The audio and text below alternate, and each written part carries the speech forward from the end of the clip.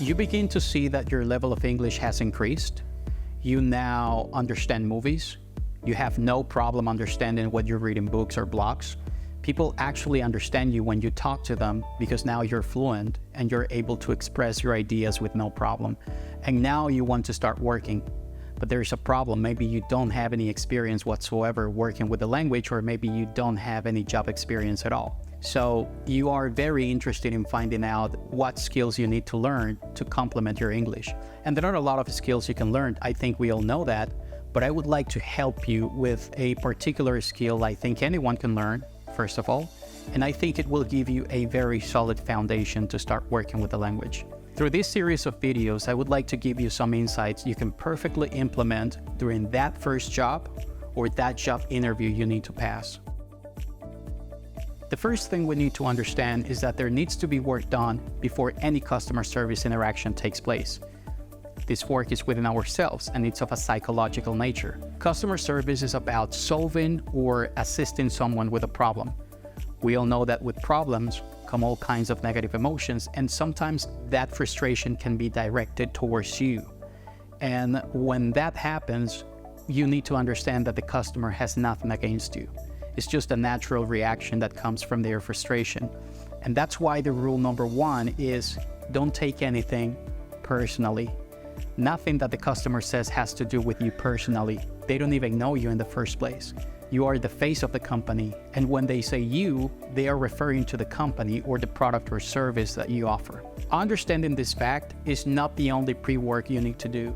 Since you're going to be the voice of reason in that conversation, you need to have a mindset that allows you to show calmness and be professional despite any frustration your customer expresses. This leads us to rule number two.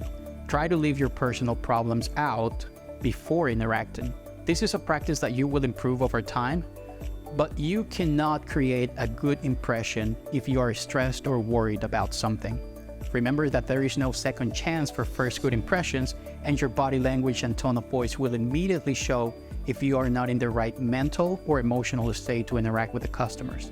You can say positive things to yourself before interacting with customers. In my personal case, I used to say, "Today, I have an opportunity to help many people through my service. And in addition to helping them, I am going to make sure that our conversation is one of the best things that happened to them in their day." You have to keep in perspective that your job is about helping people and providing the best experience while you do it. Once you have that right mindset and that positive perspective about what you're going to do, we can then apply rule number three. First impressions always count. Most people tend to link the rest of the conversation with the impression that was made in the first few seconds. This is why the first 2 minutes are very important to set the tone. And you do this largely through your body language, tone of voice, and the quality of the response you provide. If you work over the phone, it's even more challenging because you don't have body language, and any impression will be created strictly with your tone of voice and the words you choose to use.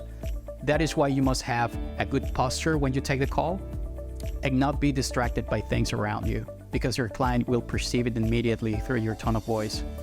So what is the correct tone of voice? How do I need to sound? Do I need to change my personality? The right tone of voice is one that shows kindness, professionalism, and enough energy to assist the customer. And you don't need to change your personality to convey those three things. You don't need to sound overly energetic because this can be perceived as fake, but you don't have to sound like you're asleep. You don't need to speak quickly, but you shouldn't speak too slowly either. A very spontaneous and honest tone of voice is what's important. So your greeting and initial contact has all those components. Now it's time to listen. Listening is one of the most important skills in customer service because you need to understand not only what the customer is saying, but also the implications of what he or she is saying. For example, if a customer tells you that she was in line at the supermarket and her credit card didn't go through when she was trying to pay, the customer doesn't need to explicitly explain that it's an embarrassing situation that many people witness. Your capacity to listen effectively should allow you to understand those dimensions. A lot of people don't really listen, they just prepare to talk, and it's very common to see people who are simply focused on exchanging information instead of picturing what the customer is describing. So take all the time you need to listen to your customer and make sure you let the customer know you're listening. Not only will they notice it, but they will also be grateful that you did it. You can perfectly let the customer know that you're listening by paraphrasing what he's saying. You can also ask clarifying questions. Remember, you will have all kinds of customers and some of them will not be good communicators. They will fully appreciate it if you help them by asking some questions to get more context.